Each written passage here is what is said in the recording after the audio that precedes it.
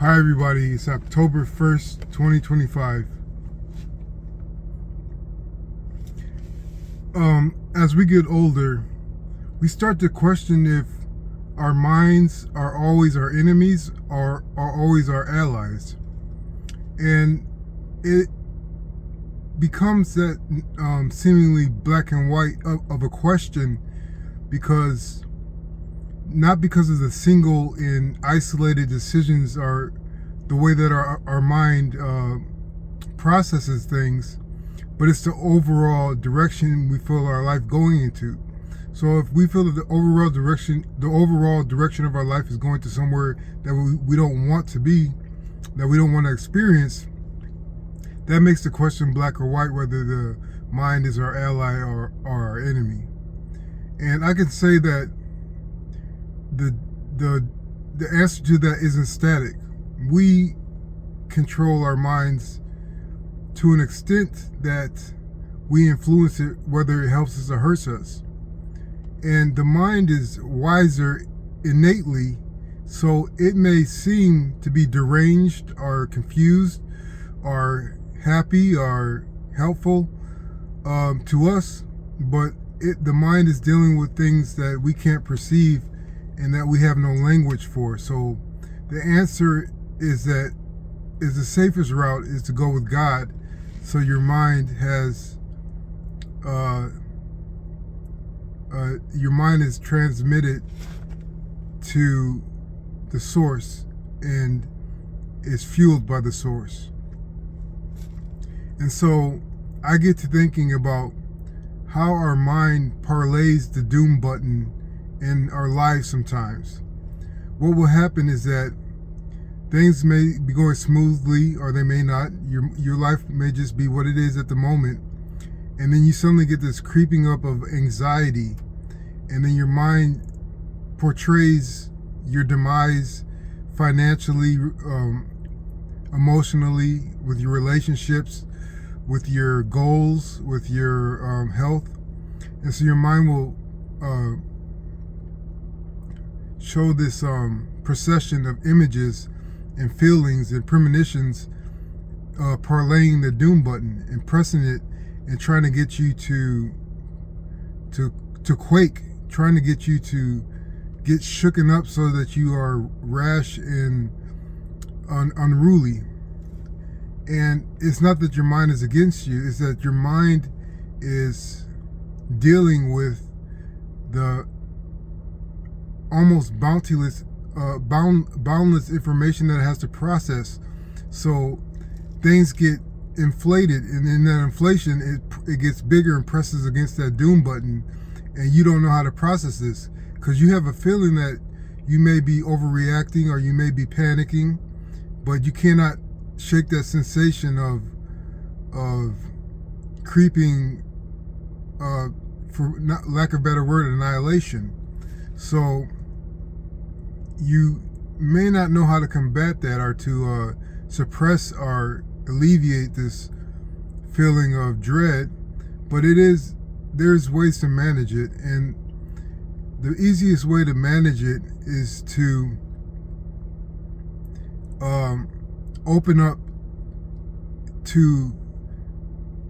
and focus keenly on what your fear is describing to you.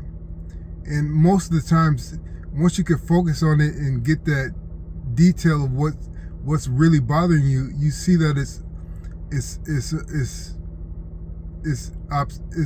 obscure enough to be comical in how that could try to scare you. It's not, when you see the detail of it that was getting you nervous at first, you see that it's not really that consequential. It's not really a reality of that you're in, that something like that can happen. So once you see the fallacy of what was causing you dread, you start to relax a little bit. Your emotions may still be revved up, but your understanding is peaceful, and you gain some breathing room. Now, when the details of troubles coming or hardship coming, when the details make sense and they are convincing, I always say that if you try too hard to run from demise, you'll end up in demise anyway, because that is where your mind creates the road. And if your mind is focused on demise, no matter if you are running away from that demise, that road that you're creating will lead you back to where you don't want to go. So it becomes like a flipping of a switch. You create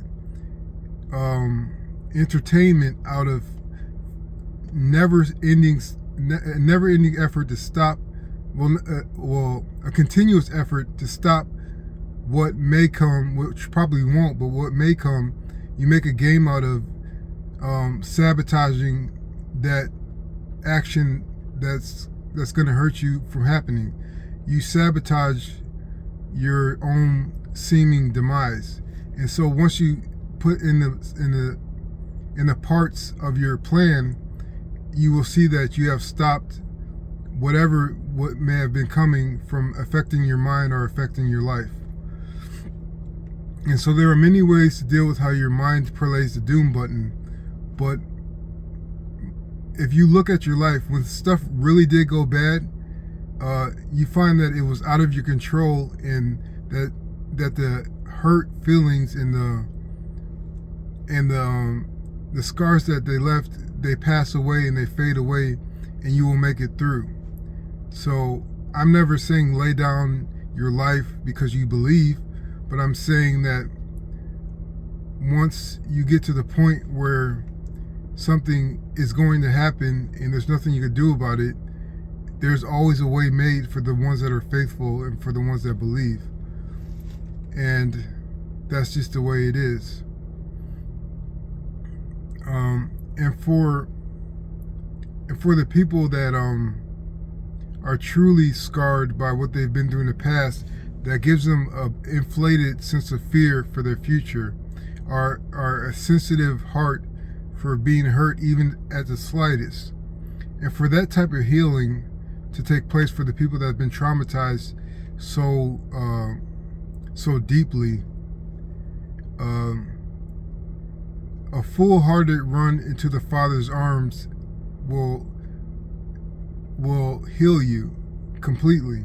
And I know it may seem like it's the most basic assessment of traumatization, but that's the only real way to heal yourself truly and deeply, is to run to God and develop a relationship with Him.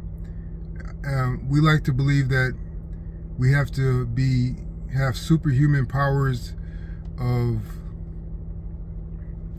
perfection, and the traditional ways don't understand us.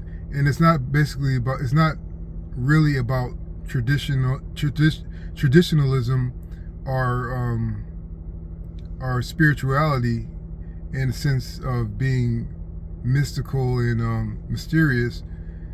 It's the plain truth. Coming to God with an honest heart, an open heart, and willing to develop a relationship to heal yourself is the deepest and most complete way to heal trauma that has wounded you. So I hope this helps. Thanks.